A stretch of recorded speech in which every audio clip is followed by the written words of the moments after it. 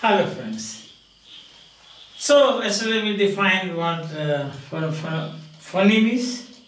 We also defined allophone. Allophone is a variant of a phoneme. But it's not that easy, as grinder and Elgin. Grinder and Elgin. Elgin say, what do they say? They say phoneme is an elusive concept. Phoneme is an elusive concept. What is meant by elusive means difficult to understand. We try to define it, we will think that something more is required. It is not enough. So it is an elusive concept. And Grinder Elgin says the same thing. He says the history of the phoneme throughout phonology has been a very stormy one. You can take this down. The history of the phoneme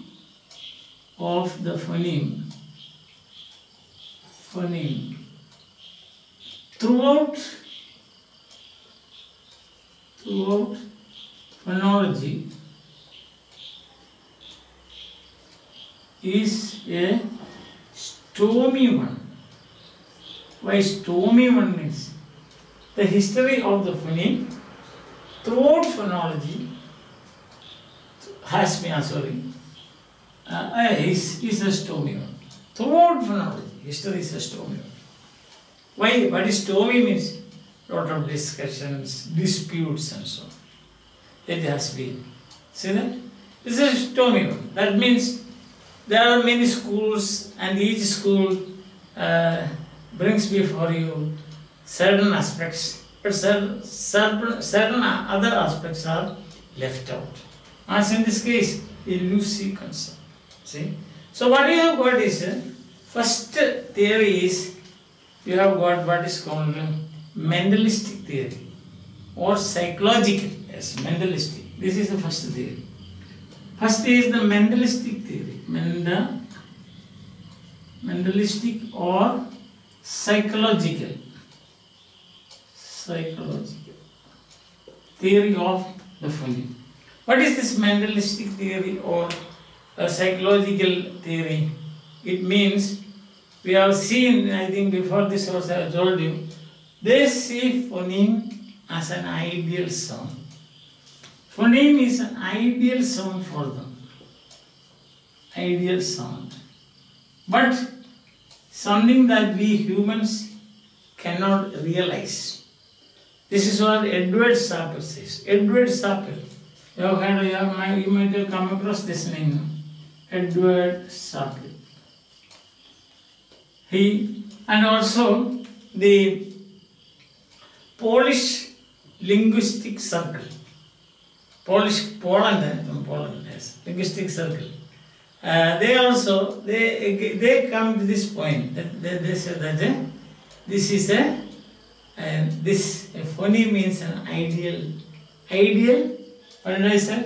Ideal sound. But for many reasons you cannot reach the ideal. You can only aim at. As I think I have mentioned earlier, like the ideal man of Plato.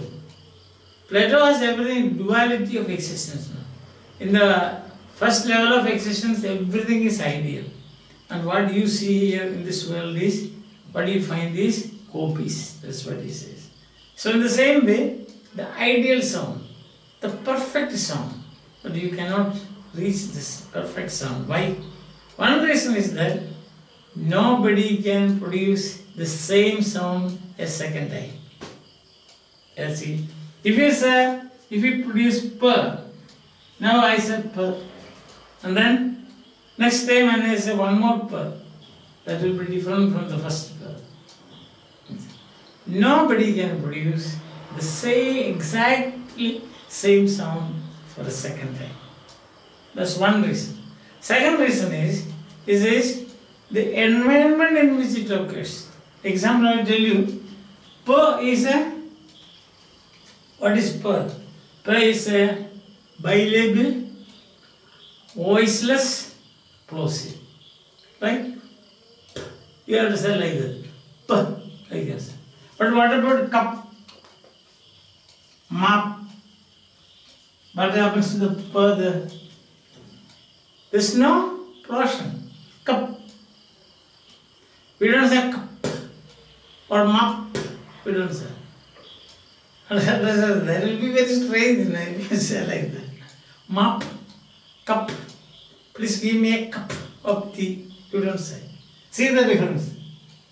So two reasons this is. Here this is because word final position. Word final position, the plosive is not. Plosive is another name for plosive. Stop. Stop. Sometimes it's also called stop. So in word final positions, stop or plosive is not released. It will be very strange when you say it. So we can say that this mentalistic view or the ideal view says that it is not what we say. You cannot produce an ideal sound. They give two reasons. One reason is that no, the same person cannot produce the same sound a second time. Repetition second time will be different. Then second reason is, he says, as I already told you. But Edward Sapir and Polish linguists, it is their view. But Leonard Bloomfield, you have come across this, Leonard Bloomfield, that is the American linguist, he doesn't agree with this. Remember I told you the stormy one. The history of the phoneme throughout phonology, sorry, not is but has been, so far. The history of the phoneme throughout phonology has been a stormy one. Or as we said, it is an elusive concept. Understand? Did you get it? What is the reason? That is the why do we say like that? Yeah. Okay. Then we come to the second school. This is one school. There is Edward Sapir and the Polish linguistic group or circle supporting this, and supporting this, and Bloomfield does not agree with this. Leonard Bloomfield does not agree with this. Now the second school of phonology is led by Daniel Jones. And their view is physical view. Physical. One is Mendel, now this is the physical. Physical means what you see. Understand? What you see. So according to him, and Gleason also agrees with this. Gleason, H.A. Gleason. And H.A. Gleason. Also, you have come across these names, no? Yes. Physical view. According to Daniel Jones, it's a family. It is not one sound, but it is a family of sounds. Family of sounds. Family of sounds. Now, yesterday I explained to you what allophone is. I did not tell you about these things yesterday in the last class because now I would have taken much labor to explain to you what is meant by family of sounds. Today you know that. Why?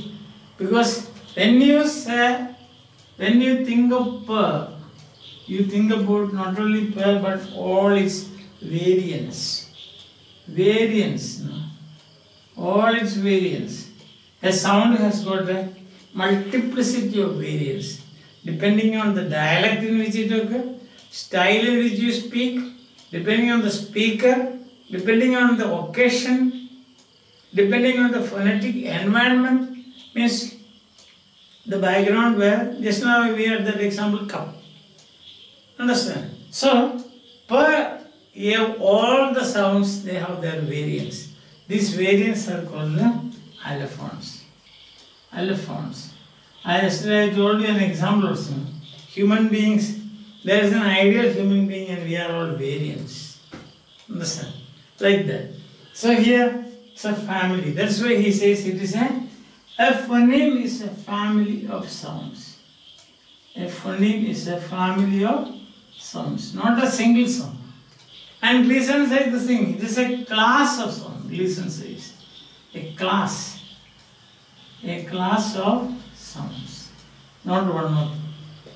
So that is the second school we can see. Physical. And now you have got a third school. That's simple, no? Class of sound. Now you know why do we call a phoneme a class of sound? Because of variance, number of variants. From the P used in an example I tell you in North India, Maharashtra side. Whenever you see, they have got a tendency to add aspiration to it. That is because Hindi, influence of Hindi. The South Indians, they are their influence of their mother tongue. And therefore, no, you cannot find a pure P sound anywhere. That's why we say they have got allophonic variants, and we will say that it's a family of sounds. Daniel Jones and also Gleason says that. First one is mentalistic or psychological, ideal and actual. Difference between ideal. Second one is, we have already seen, physical. Third is, of course, it's a general view, that is functional view. Functional. What is functional view? So they focus on the function. What is the function of a phoneme? To show difference between utterances. Listen, you have to show difference. We can see, for example, as we have seen, cat is different from crack. What is the reason? The reason is you have got one set of phonemes, you have got another set of phonemes here. So the phonemes, here you don't have here instead of T you have got K, and here you don't have R, and then here you have got also. Or if you take minimal pair, you can see bit and pit. See, same. But bit and pit is different because there are phonemes. One is B and the other is P. What is this one? So, in language, there is only difference. That's what Sushru said. In language, there is no content. There is only difference. Orange is different from grapes because they have got two sets of the phonemes are different. It is very simple. So the third theory or third school of phonology says that it's functional. They are concerned about function. Understand? And then the fourth group, that's a very interesting group. They are speaking about. They say that this is they are not concerned about psychological or mentalistic, not physical, not this. They said that phonemes have no phonetic properties. You cannot, that view is what we call, that is the third view, the Copenhagen school of linguistics. They say that's an abstract view. This abstract. Copenhagen school of linguistics, they say that is there. It is an abstract. Togibi, you have heard of Togibi, no? Togibi. Have you? He is one of the exponents of this theory. What does this mean? No phonetic. See, for example, we say, no, what are the phonetic properties of P? If you say P, we will say it is oral, voiceless, oral, voiceless, then bilabial, plosive. That is the phonetic properties. Plosive, or you call it stop. Some books say stop. Oral, voiceless, bilabial, plosive, or bilabial stop. Suppose you say a word like that, cupful, cupful, cupful. So how do you realize this one? Can you say this oral, voiceless, bilabial, plosive?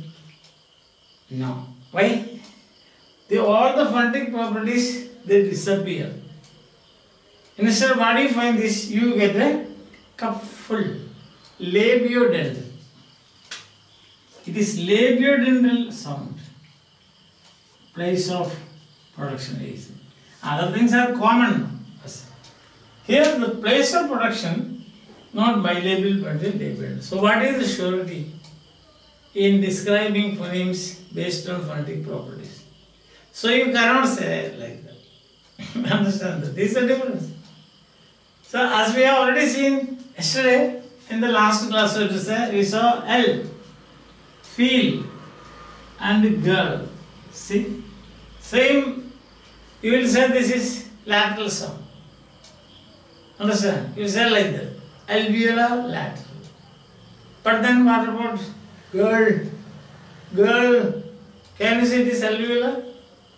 Girl, it is palatal. Going back, palatal. So alveolar changes to palatal. That's why these people say the Copenhagen School of Phonology, let's say one of the prominent members, Togby, he says that these people say that phonetic properties is not at all a criterion. It is not, you cannot give a particular, say, a set of parameters and say this is this. Slippery ground again. Elusive, remember that, elusive. The history of phoneme throughout phonology has been one of a stormy one, he says. Throughout phonology has been very stormy one. Understand? So then why does it, as I have already told you properties, then what is this? How will you explain this? We'll say per is per because it is not t. That's the thing. Per is per because it is not t. That's a very negative way of saying. You say this class is this class because it is not that class. Suppose you have standard A, they have standard B. This is A because this is not B. Then what is your existence? You have no existence in that way. So, further they said that it is a set of relationships of opposites. A set of relationships of opposites. So that is what they said. They are phrasing it. Instead of putting it the negative way, they are putting the negative in the positive way. That's all. It is a set of relationship of opposites. That means if you take from per to say all up to 44 sounds, up to which one? What is the last one? You remember? This one, air, isn't it? Or U. Which one is the last one? Yes. So if you say 1 to 44, you will say that the relationship is one of opposites. What does that mean? Where one can be used, another cannot be used for the same purpose. Or we can say they are in contrastive relationship, not complementary relationship. See this phoneme and allophones, they are in complementary relationship. What is complementary means? Complementary relationship. Means if you say pin or pin, you understand the word as pin. Understand? Suppose you understand this, whether you are using aspirated P, per or unaspirated per, it doesn't make any change. Then they are not in contrastive relationship or relationship of opposites. They are complementary relationship. Understand? They are complementary relationship. You can exchange. You can either, if you say pin or if you say pin, the same thing. But if you say bin, you write pin and then you write bin. What is the relationship here? Per and ba. What is the relationship of per and ba? Not complementary, they are contrast. So that is what these people are saying. Set of relationship of opposites. So it's a relationship that they are stressing. See that? So, one A is A because it is not B. That. So that is what they say, this, what you call abstract. Relationship is always abstract. You cannot touch the relationship, isn't it? You can only show people. You can say, this is my brother. But what is the relationship? Can you see? Like, can you take this pen and say, this is the relationship? So it is abstract. Understand? So you have got 4 schools of phonemes, phonology, where they are approaching phonemes in a different way. Understand? This is the first one. First and foremost, we should understand the history of phoneme has been a stormy one. Stormy. So even now, people are not. They haven't come to an agreement. What is that phoneme? It's a stormy one. It is an elusive concept.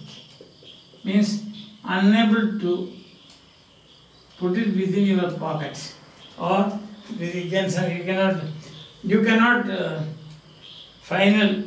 give a final word on this.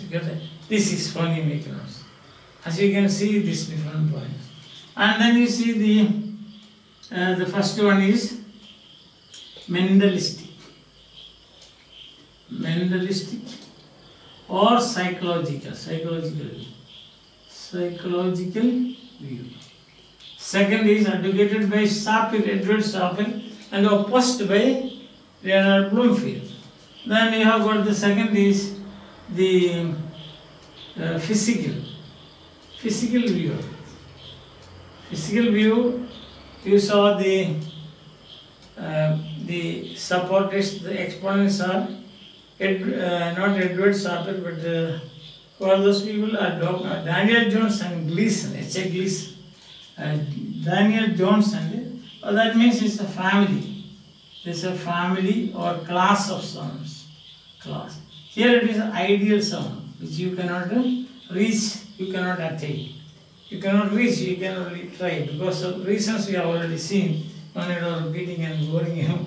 Family of sounds means a phoneme means group of allophones. Because in its realizations, it can be realized only as allophones, not pure sound.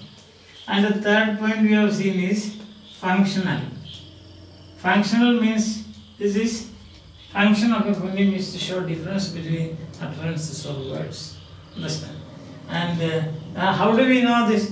You can see it, for example, you can take a minimal pair and see how it changes. Isn't it? When one phoneme is substituted by another, it makes a meaning change. That's it. That is what is meant by that. If you say, for example, you find a simple word like set and get. This is a minimal pair because you have only one sound is there. You take set, okay, and then instead of you replace it with a girl, then get, same word, different word.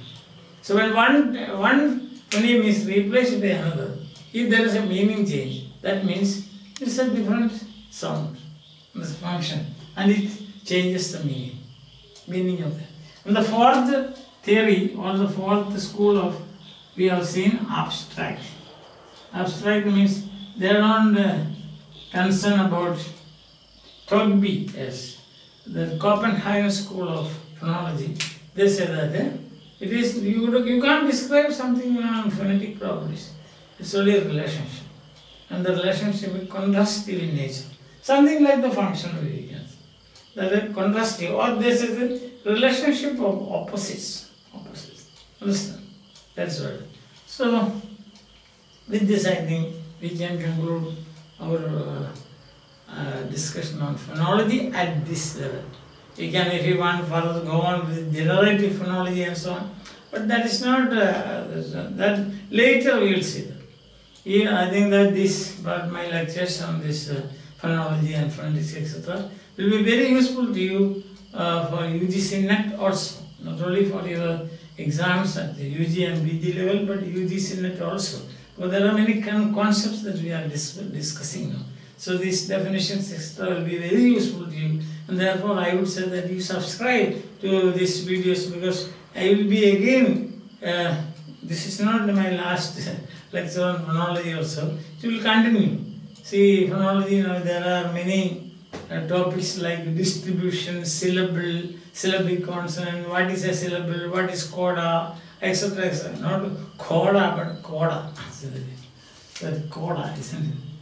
Sometimes Hindi, you understand just coda. Coda means horse, isn't it? Yeah. Yes.